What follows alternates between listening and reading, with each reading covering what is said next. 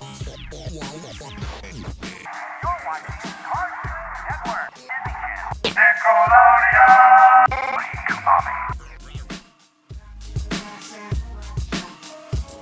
After over a decade of blue balls, Samurai Jack left us high and dry, hoping that the samurai would fuck our eyes one more final time. That never happened.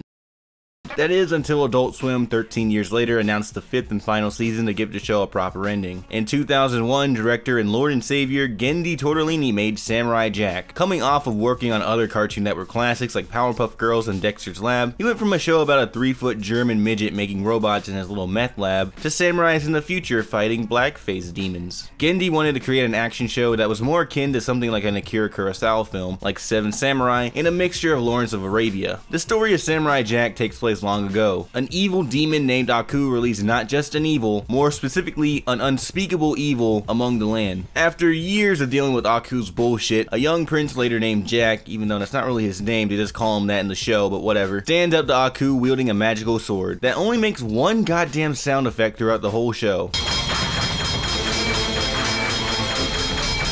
And now, a Negro summarization of Samurai Jack.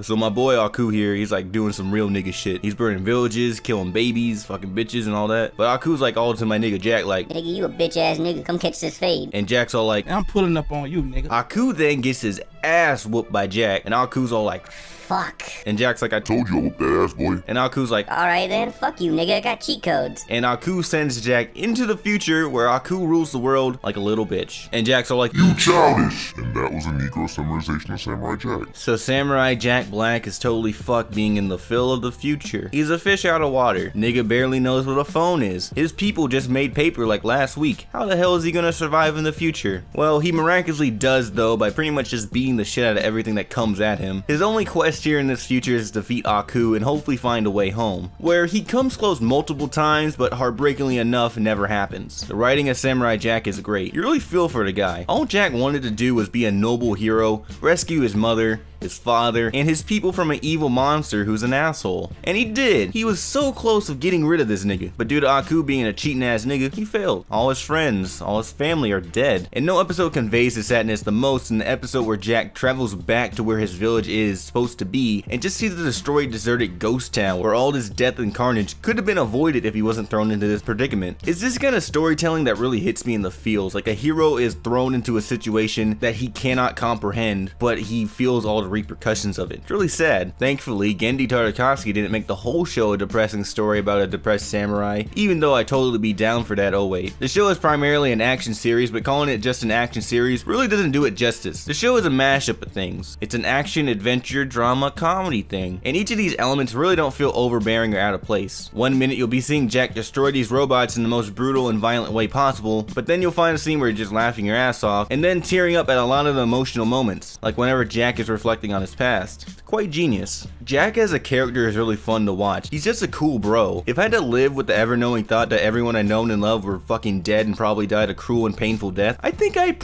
maybe, just a little bit, be a bit of an asshole. But Jack just stays a kind and humble man. He'll beat the shit out of you if you fuck with him, but he stays really kind and is willing to help people with no real reward in return. The main villain Aku is also pretty excellent. Despite being a little bitch and using cheat codes like fucking throwing people through space and time, he's a very multifaceted villain. Aku can be the most threatening and terrifying and evil thing on the fucking planet, but he can also be pretty hilarious and sad at times as well. Like the episode where Aku is really trying to impress these little young kids by saying that he's better than Jack, but all these kids treat him like a little bitch because they all respect Jack way more. I love this episode. I mean, he's literally the fucking devil. He can annihilate cities, villages, and anything if he wanted to, but he's just getting owned by these 5-year-olds. That's amazing. Also, his powers are pretty interesting as well and raise a lot of questions. Like, he apparently has the power of throwing people into the future, like a little bitch, but does that mean he can go into the future? Also, does his power work in reverse? Like, can Aku go back in time? If so, why doesn't he just go back in time when Jack was like 5 and beat his ass? I don't know, maybe Aku's just that incompetent enough that he doesn't really realize that, which isn't out of the realm of reality because Aku's incompetence in the show shows up many times throughout the show, and that's kind of what I love about him. Despite him being the spirit of fucking evil, he's just a really unorganized, dumb goon at points. The animation and style of Samurai Jack is also one of the best aspects of the show. show, using this really not visible outline style that looks like a bunch of paintings you would see in ancient Japan. After doing some research, I found out that the art was inspired by the 1963 Japanese film The Little Prince and the Eight-Headed Dragon, whose art is really similar. Speaking of influence, you can see a lot of Gendi's influences in the series, like the heavily inspired Seven Samurai influence where at times the aspect ratio would change, and this is a cool nod, but my only gripe with this sort of cinematic element is that it's not really effective on modern televisions. What I mean is Samurai Jack aired in 2001, where CRTs were still a thing, and now we have large HD 4K TVs that air in 16:9 aspect ratios, which the series in HD would be in 4:3, and doing all these changes in the aspect ratio kinda looks weird. It just makes the screen really small at times, and it's just really weird to look at, but the effect is still there and I still do appreciate it, and this is really just nitpicking at this point. But for some weird reason, this isn't an issue on my bigger TV in my living room where it just goes straight into widescreen, but on a TV inside my room, it just plays in 4:3. I don't get it. Another thing that makes Samurai Jack one of the best Cartoon Network shows is the voice acting. The voice acting by Phil LaMarr is excellent, but the portrayal of Aku by Mako Uematsu is just genius. His voice is so over the top that it's downright hilarious, but when the show gets more serious, it doesn't sound stupid, it actually sounds pretty sinister. It's just genius. The original run of Samurai Jack was 4 seasons where it concluded in a way that felt very unfulfilling. Jack never got to go home, and Aku's reign still happened.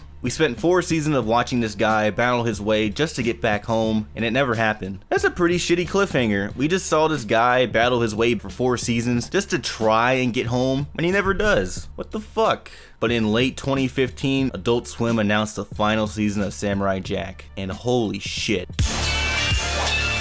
Aku destroyed everything. Gotta get back to the past. Samurai Jack. Oh, I'm fucking coming. It's like he never really left. Season 5 of Samurai Jack is amazing. All the best aspects of the original are here and amplified. The voice acting is great. Phil LaMarr is at his best in this season. I mean, I guess I can't say the voice acting is incredible because Aku's main voice actor, Mako Uematsu, I probably butchered his name, is unfortunately passed away, but I don't know, it's still pretty great. The animation is even better than before. The use of color in the backgrounds are astounding to look at. The story is unbelievably dark, and that was a big concern for people when the series was announced. I mean, I can't really blame them when the first image of the show was an angry, hairy-looking Jack covered in blood, but the dark vibe of the new season really doesn't bother me. I mean, I've been watching the series recently, and it is surprising to see that this show goes in a more dark direction, but it feels really deserved to me for this show to go in this direction. It's been 15 fucking years that Jack has been trapped in this terrible future. 15! He is constantly haunted by the thoughts of his family, his people are dying, and suffered at the hands of Aku. So a little bit of understanding if Jack, like, I don't know, just slashes someone's arm off, and like, fuck him, I'll never meet you in my timeline anyways. Also, it's very interesting in seeing the show creator Genndy Tartakovsky doing a more adult show. I mean, all his shows have been arguably for adults, but never something with like a TV 14 rating. I mean, except for Korgoth, but he was only the animation director. I don't know how much influence he had in that. But hey, what can he do?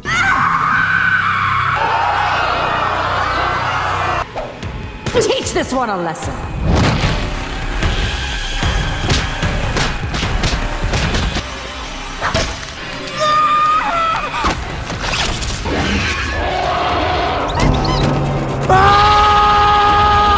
Jesus Christ, Genndy. Wait a minute, this raises more questions than answers. So these are the daughters of Aku, yeah? And they were all born through a woman, or a mother. So that means Aku has some sort of reproductive organ of some sort. So that means Aku has a penis. That's weird. Like, what size of it? What size is it? Like, is it like proportioned to his body? Because like, if you look at Aku, he was this giant figure in the show. Like, he's a fucking giant. So does that mean he has like a regular human dick? Or does that mean he has like a giant demon dick? Because if he has a giant demon dick, then the lady's dead. But if he has like a human dick, in proportion to his body, it's pretty small. Does Aku have like a small dick? I don't know. I'm probably overthinking this. Maybe like shape-shifted or something. I don't know. I'm just gonna say Aku has a small dick. Anyways, I could be jumping the gun here. It has only been like a few episodes, and the final season could just suck later on down the road. But when you have a track record like Genndy Tartakovsky, where pretty much your track record is like 5-0, I'm gonna give him a little bit of the benefit of the doubt that it's gonna be a great series. And so far, it has. So if you haven't seen Samurai Jack, go watch it. It's actually really great. And if you want to see season 5 but don't have any knowledge of the original series, you can do that, but it's not as sweet if you watch the original series. It's way more sweeter for all those old fans that started the series series in like early 2000s and is watching it now, because I'm just gonna be honest, that cliffhanger was fucking bogus. Like, he went through 4 seasons and never got to achieve what he wanted. That's bullshit. Anyways, I've been Mars Reviews. Don't forget to check out the Cartoon Planet podcast, a podcast that I run with my friends Cyber Soul Gem, Glenn Walker, Kaiju Max, and Tim the Wizard. We talk about cartoons, and recently we had an episode where we had Failing Upward creator Gary. We had Gary on the podcast, and we talk about Failing Upward, and we talk about other stuff like old movies, what we've been watching, and we talk about Kevin Smith. So go check it out. Also follow me on Twitter if you want to see some dumb bullshit, and subscribe if you want to see more cartoon reviews. And guys, I might be down for a little bit, for me like a week or two, because I'm about to get knee surgery, so